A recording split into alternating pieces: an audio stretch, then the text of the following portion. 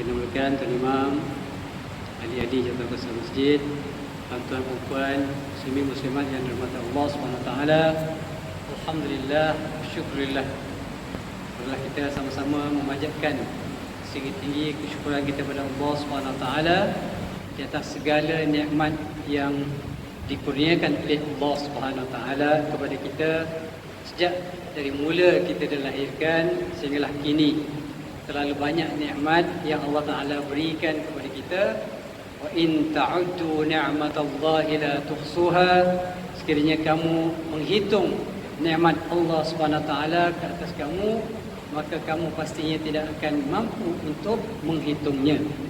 Demikianlah tuan-tuan perempuan mata Allah SWT, besarnya nikmat rahmat Allah Ta'ala berikan kepada kita. Dan seperti mana kita selalu sebutkan, nikmat yang paling besar yang Allah Ta'ala kurniakan kepada kita tidak lain dan tidak bukan adalah nikmat iman kepada Allah Subhanahu Wa Taala. Tuan-tuan mata Allah Subhanahu Wa Taala, malam ni kita sambung balik, ya, apa yang telah pun kita bincangkan pada bulan lepas.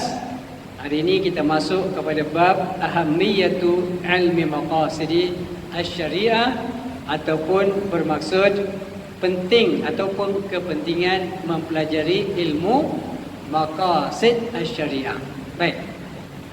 Kita telah pun mempelajari beberapa perkara yang berkaitan dengan maqasid syariah, termasuklah takrifan dia, ya, apakah yang dibincangkan, beberapa faedah daripada ilmu usul fiqh. Dan ini betapa pentingnya kita nak tunjukkan kepada kita semua, ya, betapa pentingnya kita mempelajari ilmu maqasid asy-syariah. Untuk sahabat-sahabat tuan-tuan perempuan yang baru pertama kali berada dalam dalam kuliah kita, saya ulang sikit sebanyak apakah yang dimaksudkan dengan maqasid asy-syariah secara sepintas lalu. Maqasid asy-syariah bermaksud tuan-tuan maksud ataupun tujuan ataupun rahsia. Kenapa Allah SWT mensyariatkan satu-satu hukum terhadap manusia? Kenapa Allah Ta'ala syariatkan salat? Kenapa Allah Ta'ala syariatkan semua rukun-rukun Islam yang kita amalkan, haji, puasa dan sebagainya? Kenapa Allah SWT mengharamkan banyak benda di atas dunia ini? Kenapa Allah Ta'ala mengharamkan zina? Kenapa Allah Ta'ala mengharamkan riba? Kenapa Allah Ta'ala mengharamkan liwat? Kenapa Allah Ta'ala mengharamkan banyak lagi benda-benda yang diharamkan oleh Allah SWT? Jadi kita nak bincang, nak tengok kenapa Allah SWT haramkan benda-benda yang pada pandangan kita nampak baik, nampak bagus, nampak ada manfaatnya. Kenapa Allah Ta'ala haram? Contohnya kita ambil bab riba.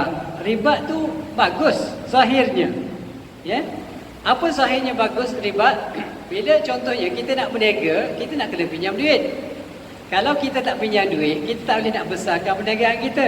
Contohnya kita ada modal 1,000. Okey, kita nak berniaga modal dia nak 10,000. Jadi kita kena pinjam. Ya, bila pinjam bank pun bagi. Dia kata boleh you nak pinjam, kita bagi 10,000 dekat you pinjam. Tetapi setiap bulan you kena bayar, dipanggil faedah ataupun keuntungan yang bank ambil. Ya, tak banyak kita ambil, 5% saja. Daripada 10,000 you kena bayar 500 setiap bulan bunganya. Bayar selama tempoh 5 tahun contohnya. Baik. Kita pun dapat duit 10,000 tuan-tuan. Kita berniaga. Maka berniagalah setiap bulan kita dapat untung. Akhirnya lepas setahun kita settle bayar. Kata lepas 5 tahun kita settle bayar dan bisnes kita meningkat sampai jadinya ratusan ribu ringgit. Daripada mana? Daripada duit yang kita pinjam. Nampak bagus tak tuan-tuan? Nampak baguslah. Tapi kenapa Allah Ta'ala haramkan? Walaupun nampak bagus pada sisi manusia, ya? Sebabnya apa dia tuan-tuan? Sebabnya bila kita sebut riba, dia bukan hanya berkaitan dengan orang-orang yang berniaga. Bila kita sebut riba, kalau kita tengok zaman-zaman dahulu dan sampai zaman sekarang pun masih ada lagi, orang meminjam kerana keperluan terdesak. Contoh PKP sebagai contoh tuan-tuan. Bila PKP, ramai sahabat-sahabat kita yang terjejas, ya, pekerjaan dia terjejas. Ada yang kena berhenti kerja, ada yang kena dipaksa cuti tanpa gaji. Contoh, dia kerja setiap hari, katalah dapat RM50 sehari, gaji hari tuan-tuan. Tiba-tiba PKP, tak boleh kerja. Bila tak boleh kerja, tak ada gaji. Bila tak ada gaji, nak makan pun tak dapat. Contoh tuan-tuan. Jadi bila tak dapat nak makan, apa dia buat? Takkan berdoa aja kan? Dia kena usaha. Nak usaha. Apa antara usaha yang dia buat? Dia akan pergi tanya kawan-kawan dia. Okey, kawan-kawan lama ni biasanya kawan-kawan lah. Ramai kawan-kawan yang apabila kita senang, dia akan bersama kita. Tapi bila kita susah, pandai-pandailah awak cari jalan sendiri nak selesaikan masalah awak. This is not my problem. Wah, sedap Ini bukan masalah saya. Ini masalah kamu. Carilah. Saya pun ada masalah. Padahal duit banyak dalam bank. Nak bagi pinjam, tak mahu bagi pinjam sebab apa? Macam-macam lah kerisauan dia. Risau apa dia? Kan pinjam RM100 kan tak bayar pula. Risau kan. Jadi akhirnya lari. Tak nak bantu kawan yang dalam kesusahan. Tapi bila dia kata nak bagi, okey boleh. Kalau dia nak pinjam boleh. Tapi ada satu kawan baik ni tuan-tuan. Kadang-kadang berlaku Tapi di kalangan kita insya-Allah tak berlaku lah. Kadang-kadang berlaku, okey boleh kalau you nak pinjam boleh. Awak nak pinjam saya bagi tapi you kena bayar. Adalah takkan bagi pinjam kosong-kosong je tak untung. Saya orang bisnes. Bila orang bisnes dia fikir untung je. Jadi kawan nak pinjam pun dia kena bayar bunga. Orang tu terdesak. Orang tu nak makan tak ada duit. Kan? Nak beli susu anak contohnya. Nak beli makanan anak, keluarga kat rumah. So dia kata kalau nak pinjam 100 boleh. Ada apa dia? Ada bunga 10%. Tak banyak 10% je. Nanti bila you bayar, bila dapat duit, bayar balik tambah 10%. Artinya bukan banyak pun. RM110 je bila bayar. Boleh tak? Okey, setuju. Tuan-tuan, bagi orang yang tak ada duit, RM10 ada besar tuan-tuan. Ya, bagi orang tak ada duit, RM10 adalah besar. Tapi kalau orang yang banyak duit, tak ada masalah lah RM10 tu. Artinya apa dia? Artinya bila kita tengok kenapa Allah SWT haramkan riba, kerana dia menekan orang yang memerlukan. Ya, menekan kadang-kadang daripada, walaupun zahirnya kita tak nampak menekan, tapi untuk mengelakkan daripada benda yang lebih besar berlaku, maka Allah Ta'ala mengharamkan benda yang kecil, daripada kecil sampai ke sebesar-besarnya. Sebab biasanya kalau kita kata okey, kalaulah ditakdirkan Allah Ta'ala kata macam ni, kamu nak riba boleh, yang kecil-kecil tak apa, yang besar tak boleh. Bila kita mula yang kecil tuan-tuan, dia akan merebak kepada benda yang besar. Itu sebab itulah Allah Ta'ala mengharamkan riba walaupun dia sekecil RM10. Kecil RM1 pun kalau ada lebih je maka dia jadi riba. Ya? Bila dia jadi riba maka dia haram. Jadi setiap benda yang haram kalau masuk dalam tubuh badan kita, maka dia akan jadi darah daging kita. Nabi kata apa? Nabi kata kullu lahmin nabata min haram fannar aula bih. Setiap daging yang tumbuh daripada benda yang haram, maka Allah kata apa? Fannar aula bih, maka nerakalah yang paling layak bagi dia.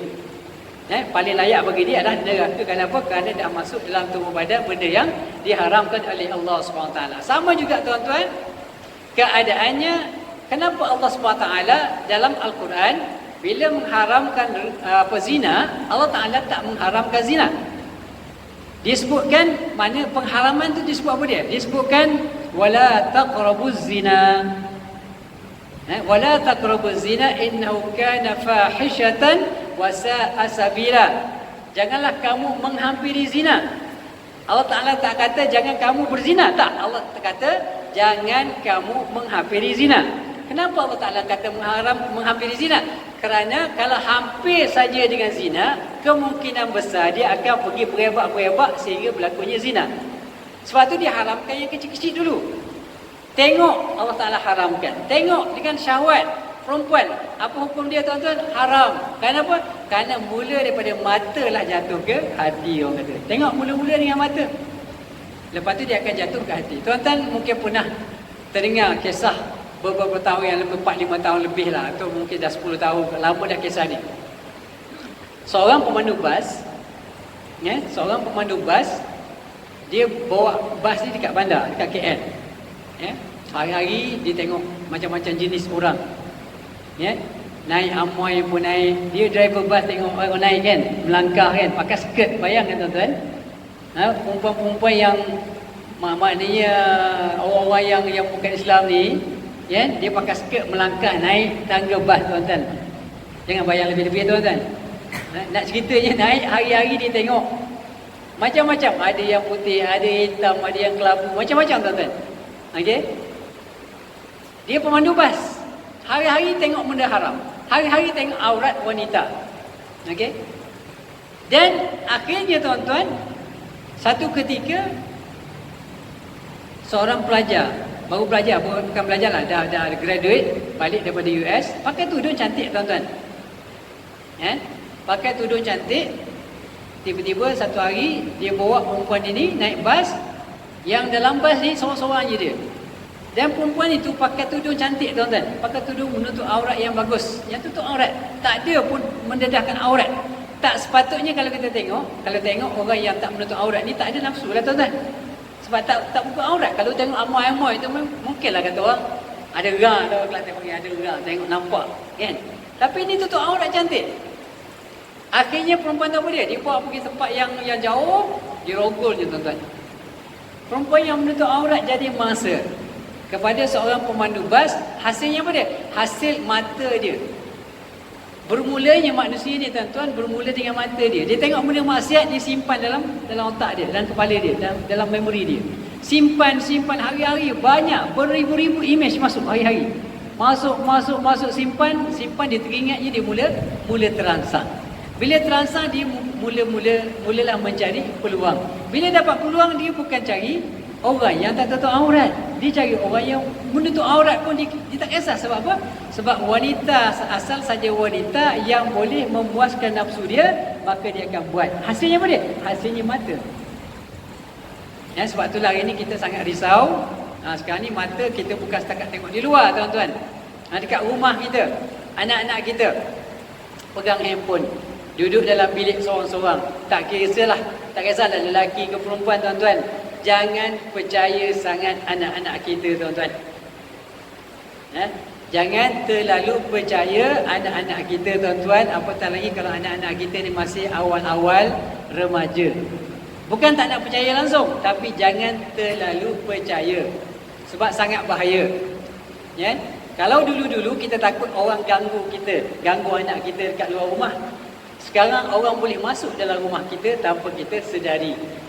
Dia duduk kat rumah, dah masuk dalam bilik, kunci bilik. Bila kita tanya, anak buat apa tu? Study ayah. Study ke benda tuan-tuan? Macam-macam orang ni apps ada tuan-tuan. Kalau kita tengok, Allahu Akbar, gerun kita tengok.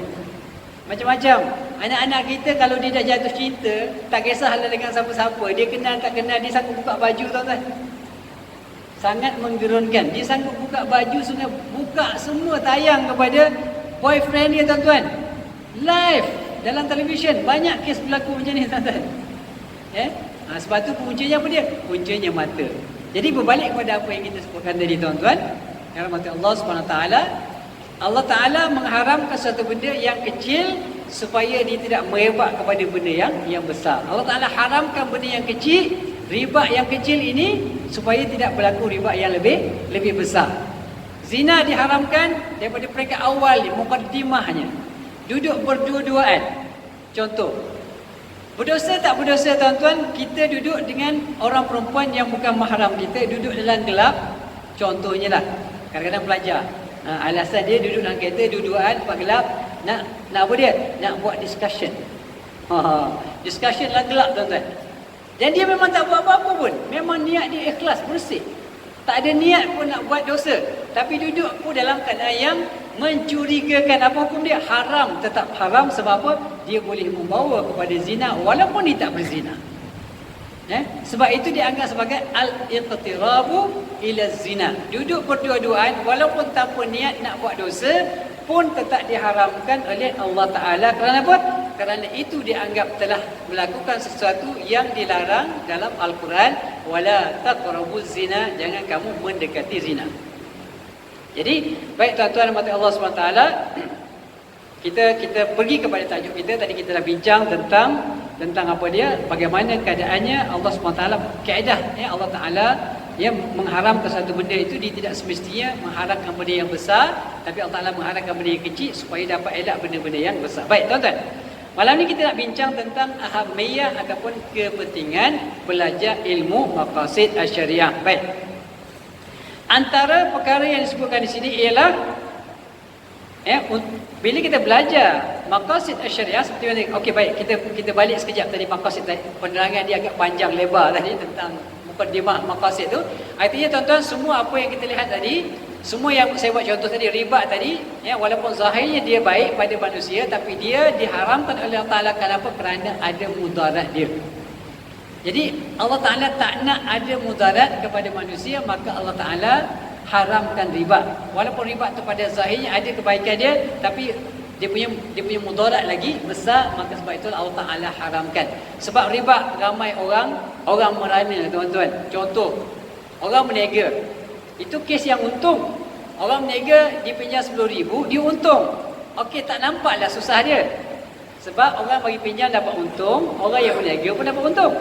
Tapi bayangkan tuan-tuan, kita berniaga pinjam 10,000, setiap bulan kita kena bayar ekstra 500, tiba-tiba bisnes tak jadi, jatuh bankrupt. Ini yang dibimbangi berlaku.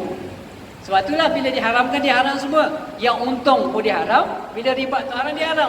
Awak berniaga untung pun haram, awak berniaga rugi pun haram. Kenapa? Kerana nak elak benda-benda tak baik berlaku pada awak. Kan?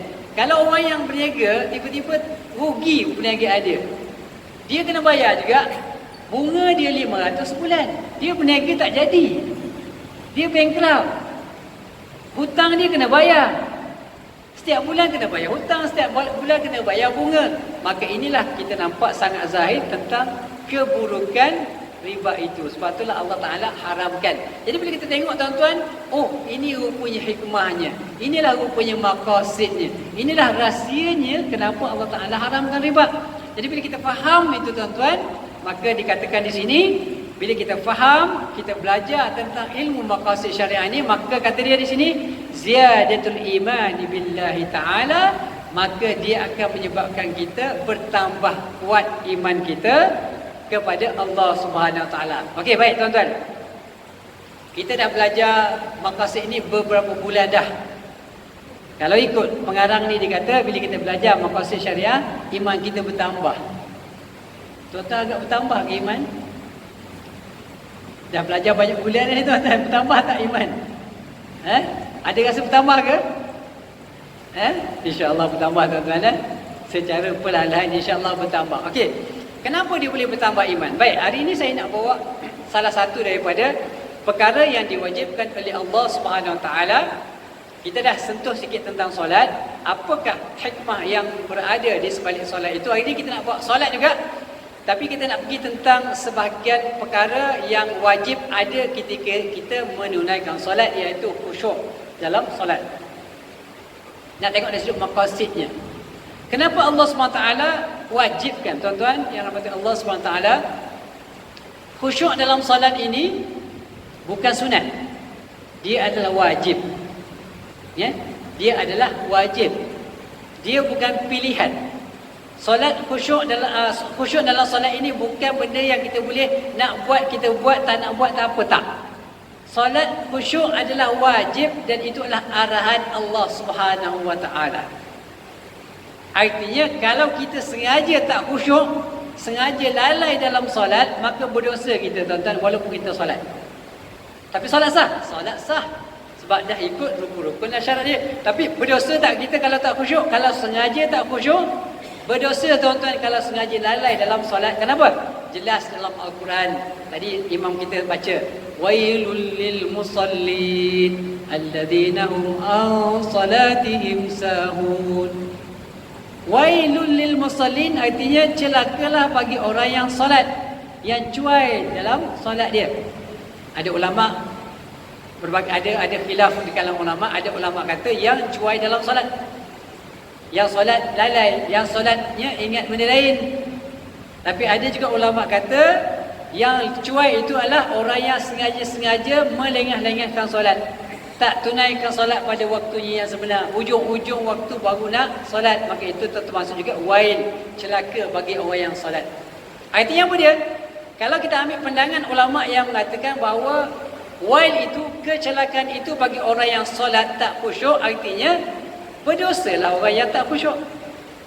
Artinya wajiblah berlaku khusyuk. Dan dalam ayat-ayat lain Allah Ta'ala menyebutkan antara ciri-ciri orang yang beriman pada Allah, orang yang berjaya, ialah orang yang beriman yang mana? Qad aflahal mu'minun alladzina hum fi salatihim khashi'un. Berjayalah orang-orang yang beriman.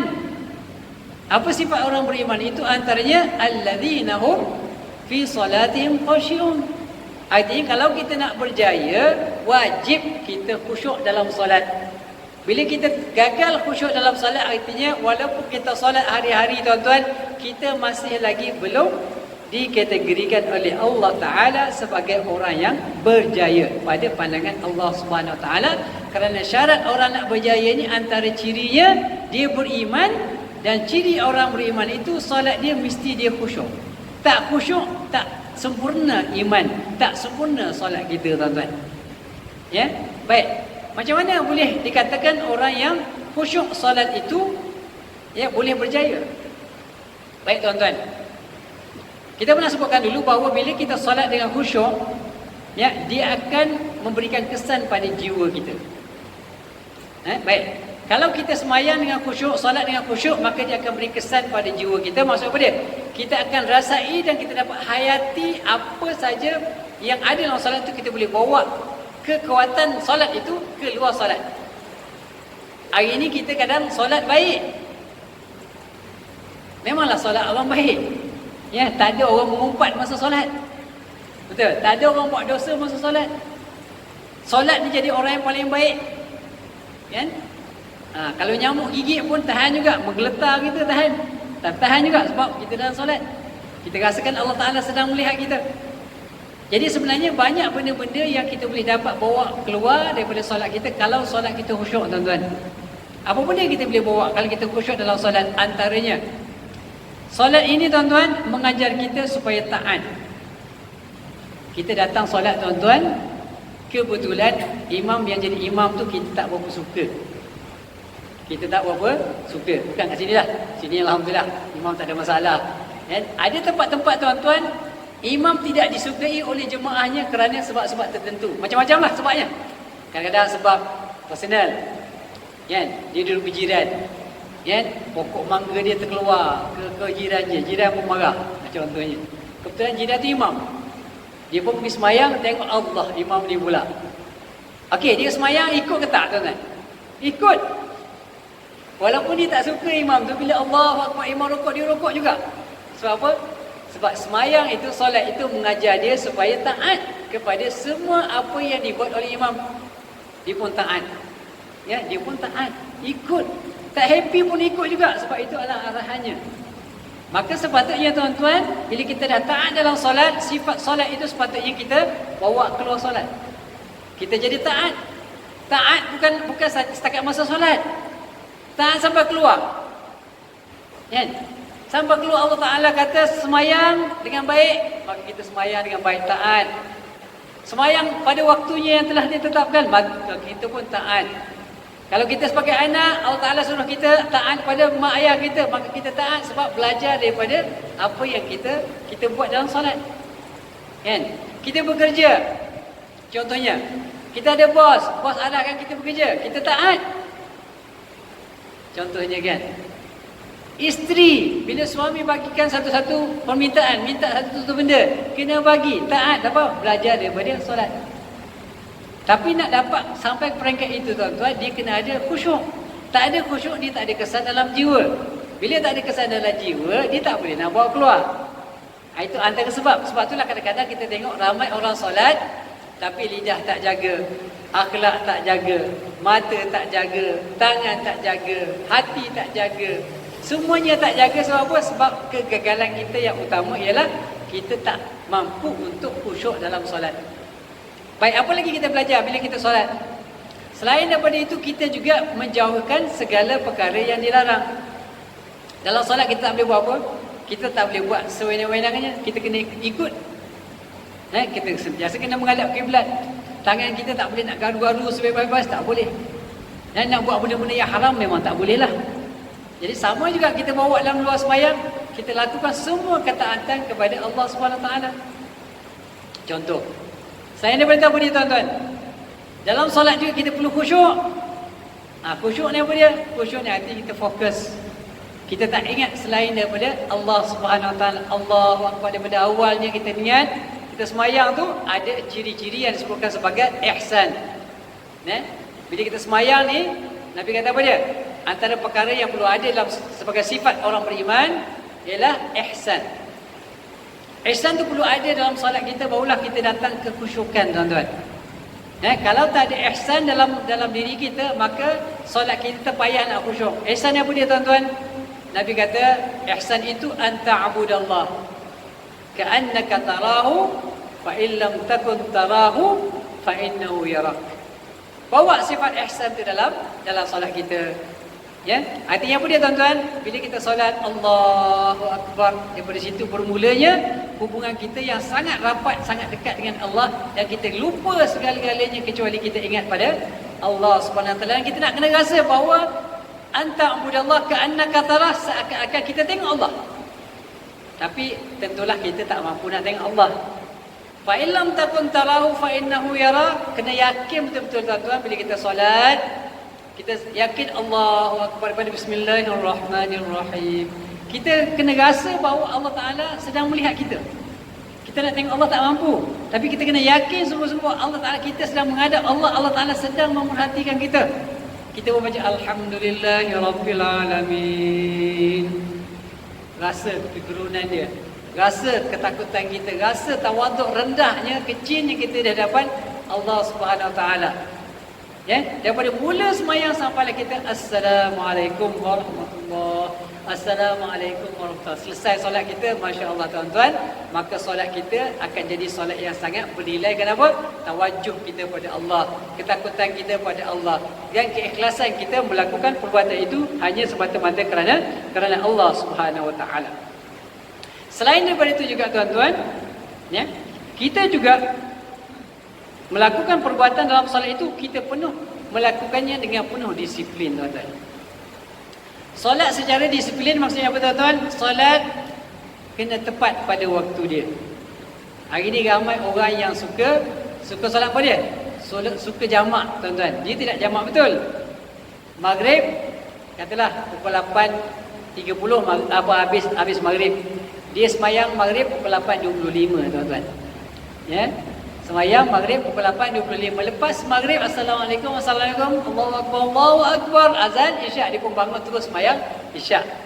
Ini termasuk dalam tafsiran ulama, ini pun disebut wailul lil musallin, celaka juga orang yang macam ni, tuan-tuan. Tak boleh juga.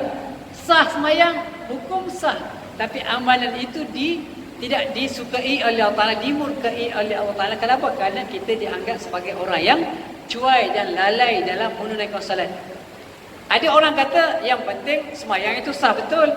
Tak sah, Allah Ta'ala tak terima semayang kita, tuan-tuan. Pergi tak ambil wuduk, semayang khusyuk, Allahu Akbar, menangis-nangis, tapi tak ada wuduk, tak terima. Tak terima, Allah Ta'ala tak terima. Walaupun kita khusyuk betul solat, langsung tak ingat benda lain. Memang ingat lillahi ta'ala, tapi tak boleh wuduk. Tak sah semayang, Allah Ta'ala tak terima. Tapi sah semayang, tak semestinya Allah terima. Ada benda yang berbeza, tuan. Sah kita, bila sah, artinya kita tak buat benda yang membatalkan wuduk, membatalkan solat. Semayang ikut kiblat, tak gerakan kita terhad, contohnya, kan? Kita tak bercakap, kita tak makan minum, maka sahlah solat. Tapi apakah garanti solat kita yang sah itu diterima oleh Allah Ta'ala? Belum tentu. Hanya sebab itulah bila kita solat, kita kena ada nizam, kena ada disiplin. Jadi dalam solat disiplin apa dia? Pertamanya solat di awal waktu. Solat ikut peraturan. Kalau solat maghrib 3 rakaat lah, jangan nak tambah-tambah pula. Bila tambah tu dah tak disiplin lah tu. Pandai-pandai pula. Rasa 3 rakaat ni macam tak cukup je, tak bertakwa rasanya. Tak cukup takwanya sebab semayang 3 rakaat je, nak tambah jadi 6 supaya lebih takwa, maka masuk dia jadi bid'ah. Dan bid'ah ini dianggap bid'ah dhalalah, bid'ah yang sesat dan menyesatkan. Sebab apa? Sebab benda ni ibadah tak boleh nak reka-reka, tuan-tuan. Kecuali lah ada benda-benda yang disebutkan oleh ulama sebagai bid'ah hasanah. Contoh, sambutan Maulidur Rasul. Ada ulama kata bid'ah, tapi ada ulama kata itu adalah bid'ah hasanah. Kenapa bid'ah hasanah? Benda tu, kenapa bid'ah? Sebab Nabi tak buat. Tapi kalau kita buat benda tu baik, walaupun Nabi tak buat, kalau dia buat kebajikan, maka dia anggap sebagai bid'ah hasanah. Maka tak ada masalah kita buat. Jadi tak perlulah kita nak debat, asal bid'ahnya sesat, bid'ah sesat. Tak perlu tuan-tuan. Ada benda-benda yang kalau melibatkan ibadah yang khusus. Contoh ibadah yang kata orang di dalam apa namanya Al-Quran dah secara qat'i menyebutkan bahawa ulama-ulama pun sepakat sembahyang maghrib 3 rakaat. Tak ada khilaf di kalangan fuqaha. Maka kita kata kita nak tambah jadi 6 rakaat, nak tambah takwa kita kononnya, maka itu dipanggil bid'ah dhalalah, bid'ah yang sesat. Kenapa? Kerana dia tak ada khilaf di kalangan fuqaha contohnya. Jadi baik tuan-tuan. Jadi apa semua perkara yang kita sebutkan tadi tuan-tuan, kalau kita khusyuk dalam solat, kita disebutkan oleh Allah Taala qad aflahal mu'minun, berjayalah orang yang khusyuk dalam solat. Macam mana dia boleh berjaya? Sebab kalau kita berjaya khusyuk dalam solat, kita fokus dalam solat kita, maka fokus itu juga kita bawa keluar. Hari ini ramai orang tak berjaya, khususnya dalam perniagaan ataupun dalam pekerjaan pun. Saya nak buat contoh saya lah tuan-tuan. Dalam kerja pun, ini kesilapan saya lah, beberapa kesilapan yang saya nak kongsi supaya tuan-tuan juga boleh belajar. 3 tahun lagi nak penjen. Saya ni tuan-tuan suka melompat-lompat. Saya tak boleh duduk lama satu tempat. Saya kerja UAE mula 9 tahun. Saya lompat pergi ke Brunei 6 tahun. Lepas Brunei, orang dah tak terima kat Brunei, kontrak tak sama, saya melompat pula, buat bisnes pula. Buat bisnes pun tak fokus tuan-tuan, lompat, makan gaji balik, pergi Mak Hafiz Bahang. Lepas Mak Hafiz Bahang dapat USIM, lompat ke USIM pula. Tak tahulah lepas ni nak melompat ke mana pula. Apa kesan dia tuan-tuan? Bila kita dalam kerja pun tak fokus, maka orang lain dah jadi profesor tuan-tuan, saya baru mengangkat-angkat nak jadi profesor madya. Baru apply, baru nak panggil temu duga tuan-tuan. Dah nak penjen lah, orang lain dah profesor, kawan-kawan saya dah lama profesor. Sebab tak fokus. Bagusnya kalau kita boleh dapat, ini pengalaman lah. Mungkin tuan-tuan ada pengalaman yang lebih bagus. Ada orang yang bertukar dia naik pangkat, tu tak apa. Ini bertukar je turun pangkat pula tuan-tuan. Jadi ada macam tu. Jadi dalam solat kena fokus, di luar solat pun kita kena fokus dalam apa yang kita nak buat. Kalau cerita pasal bisnes pula tuan-tuan, saya buat bisnes banyak tu, macam-macam saya buat bisnes. Tapi kita tak sabar, kita tak fokus. Buat sekejap, 5-6 bulan, buat takaful contoh, jadi ejen takaful tuan-tuan. Buatlah, buat takaful. 5-6 bulan dia kata, tak boleh pergi. Buat direct selling pula tuan-tuan. Buat direct selling tak jadi pula. Buat macam-macam. Bila kita tak fokus, dia payah nak berjaya. Ibarat orang kata apa dia? Orang kata kalau air yang menitis di satu tempat yang berterus secara berterusan, batu pun dia boleh memberi kesan. Sama juga dengan bisnes. Sama juga tuan-tuan. Jadi kalau kita dalam belajar pun sama, kita kena fokus. Masa belajar, ada anak-anak kita belajar, dia pasang lagu kuat-kuat. Tetap headset, baca, study, dia dengar lagu. Boleh masuk ke? Tanya anak-anak kita kat sini. Ini anak dia saya bawa khusus untuk media, untuk ambil gambar dan sebagainya, untuk dimanfaatkan. Daripada USIM, baru masuk dalam sebulan dekat Tamhidi USIM. Boleh agak-agaknya belajar sambil tengok movie. Boleh agak-agak? Masuk tak? Tak masuk kan? Tapi ada orang, dia tak dengar, kalau tak dengar lagu, tak boleh study tuan-tuan. Saya personally tak berkenan. Sebab bagi saya simple je. Otak yang Allah bagi ni, otak yang Allah Ta'ala bagi kita ni, dia boleh proses satu maklumat dalam satu masa. Tak tahulah kalau tuan-tuan boleh proses macam-macam maklumat dalam satu masa. Tapi berdasarkan pada pengalaman saya, dengan pelajar-pelajar saya, kita cuma boleh dapat proses satu maklumat dalam satu masa. Otak kita boleh fikir proses maklumat satu benda je satu masa. Sebagai contoh tuan-tuan, kalau tuan-tuan dengar dan faham semua setiap kalimah yang saya cakap masa saya ceramah ni tuan-tuan, tuan-tuan dengar kipas, tuan-tuan dengar lori bising kat luar, dengar, tapi otak kita tak proses sebab kita tak bagi fokus pada dia. Tapi bila kita masa saya bercakap ni tuan-tuan, tuan-tuan cakap, bising betul lah lori ni. Orang nak ceramah pun payah. Contohnya lah, masa tuan-tuan dengar ceramah saya, tuan-tuan cakap macam tu dalam pemikiran. Masa tu beberapa kalimah yang saya sebut tuan-tuan dah hilang, tak faham dah. Sebab apa? Sebab otak kita ni boleh proses satu benda je dalam satu ketika. Sebab itulah saya tidak percaya pada anak-anak kita yang kata, oh sambil dengar lagu boleh masuk. Sebenarnya kalau dia tak dengar lagu, lagi banyak masuk. Sebab bila dia fokus pada pengajian dia akan lupa lagu tu. Tapi kalau dia masih dia ingat lagu, dia tak akan ingat pelajaran dia. Dia akan saling bertukar antara proses otak tu. Kadang-kadang dia fokus pada, tiba-tiba dia katalah dia pasal lagu banyak-banyak. Ada lagu yang favourite dia suka. Dia akan fokus pada lagu favourite, dia akan tinggal. Walaupun dia baca, tapi yang tu dah tak masuk dah. Dia akan masuk apa yang dia suka. Fokus otak dia. Kan?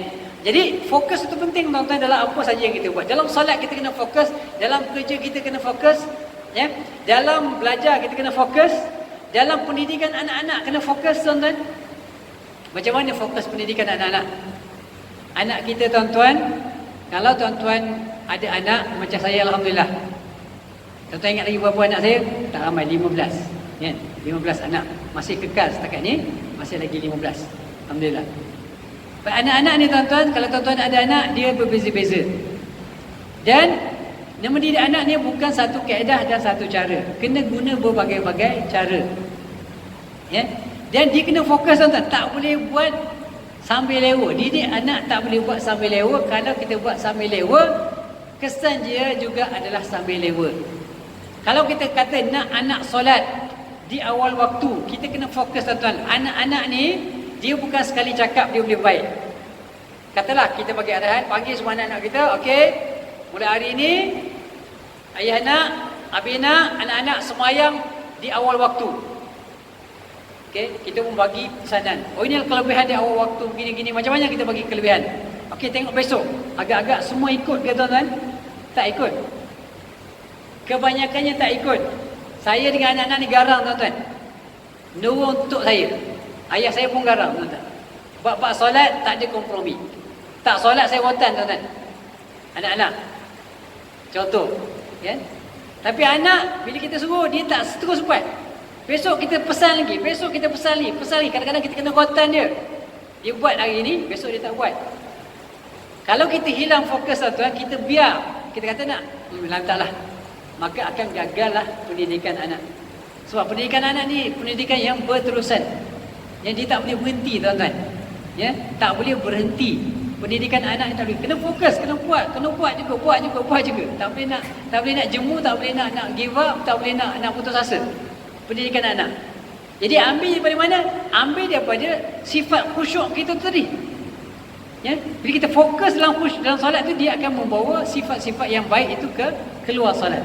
Jadi apa pun saja tuan-tuan yang kita bawa daripada solat itu, dia semuanya akan memberi kejayaan pada kita. Kalau kita contoh, kita ambil pendidikan anak, kita khusyuk dalam solat kekuatan itu kita bawa luar solat, maka dalam pendidikan anak pun kita akan berjaya, dalam perniagaan pun kita berjaya, dalam pelajaran pun kita berjaya, dalam kerjaya kita pun kita berjaya, dan bagai-bagai apa yang kita buat kalau kita bawa, dia akan keluar, dia akan bawakan kejayaan kepada kita. Kalau kita ada disiplin dalam solat, kita sangat disiplin, keluar solat pun kita juga disiplin. Kita bekerja disiplin, kita belajar disiplin, kita dengan keluarga pun ada disiplin. Contohnya, maka kita akan berjaya dengan keluarga, kita akan berjaya dalam kerjaya kita akan berjaya sebagai pelajar. Mana semuanya itu akan membawa kejayaan kepada kita. Sama juga, kalau dalam solat kita taat, maka kita bawa juga ketaatan yang kita latih, yang kita dapat daripada solat itu keluar solat. Bila isteri taat kepada suami dia, maka tenanglah rumah tangga.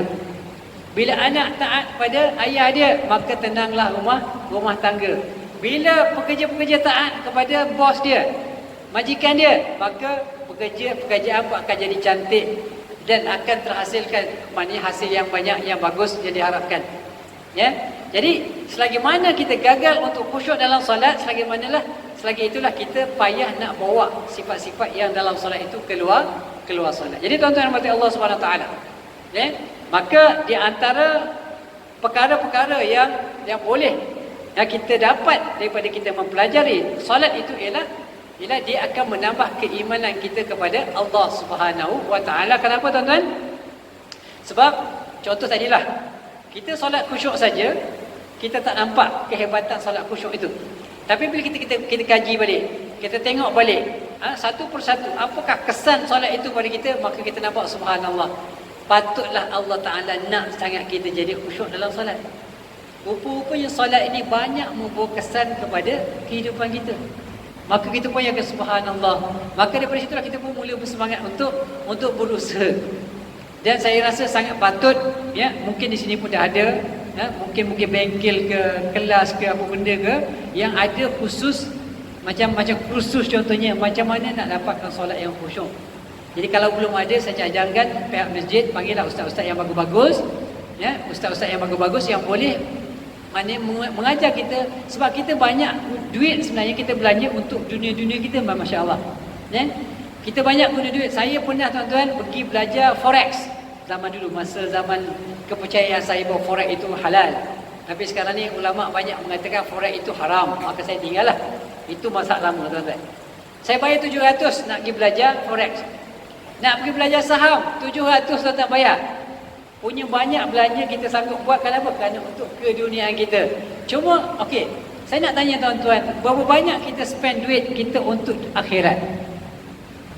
Berapa banyak kita spend masa untuk belajar kaedah macam mana nak khusyuk dalam solat? Ada tuan-tuan? Ada kita beli kursus katalah. Ada kursus, ada ustaz-ustaz hebat kita contohnya buat kursus untuk kaedah khusyuk dalam solat. 3 hari 3 malam, bayar RM1,000. Agak-agak ada tak orang pergi? Tuan-tuan nak pergi tak? Kalau nak pergi saya nak buat. Tak bukan saya lah. Maksudnya contoh. Kita bila kita cerita pasal akhirat tuan-tuan, jadi agak liat sikit, dipayah sikit. Tak berbanding dengan urusan dunia kita. Sedangkan akhirat itulah yang sepatutnya kita kejar tuan-tuan. Isyak kita ya?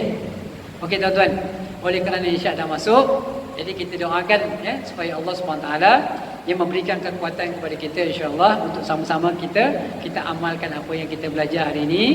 Yang penting hari ini kita nak bawa tuan-tuan, perkara yang utama kita nak ambil, nak bawa balik hari ini tentang solat yang khusyuk. Jom kita sama-sama usaha tuan-tuan, sama-sama ikhtiar, sama-sama cari jalan yang macam mana kita nak khusyuk dalam solat. Kerana solat yang khusyuk itu adalah satu tanggungjawab kita pada Allah SWT. Solat khusyuk bukan pilihan, tapi dia adalah satu kewajipan yang akan dipersoalkan di hadapan Allah SWT. Tuan-tuan dan Allah SWT, mudah-mudahan perkongsian kita yang sedikit ringkas ini ada kebaikan insya-Allah, yang baik daripada Allah SWT, yang lemah yang kurang ada kelemahan saya sendiri, saya minta maaf banyak-banyak. Aku qauli hadza wa astaghfirullah li wa lakum. Wassalamualaikum warahmatullahi wabarakatuh.